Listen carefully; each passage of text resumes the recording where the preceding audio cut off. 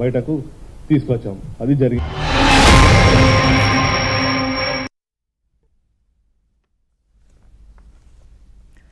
ఇప్పుడు ఈ వ్యవహారం అంతా టాలీవుడ్ మెడకు చుట్టుకుంటోంది.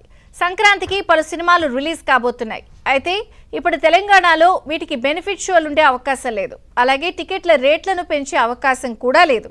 అలాగే హీరోలు కూడా ఇక పబ్లిక్లో ఫంక్షన్లు పెట్టుకోవాలన్నా బౌన్సర్లతో రావాలన్నా ఇబ్బందికర పరిస్థితి. ఇలా ఈ వివాదం రకరకాలుగా మలుపులు తిరుగుతూ చివరికి టాలీవుడ్ మెడకు చుట్టుకుంది అనే విశ్లేషణలు వస్తున్నాయి.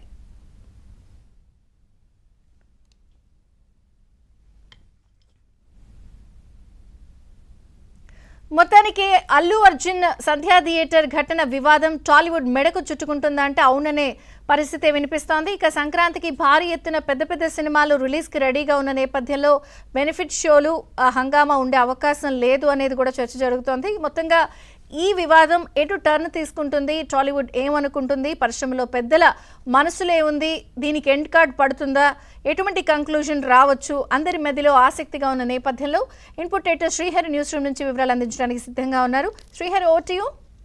విజయచంద్రిక, పుష్ప 2 సంబంధించి ఏదైతే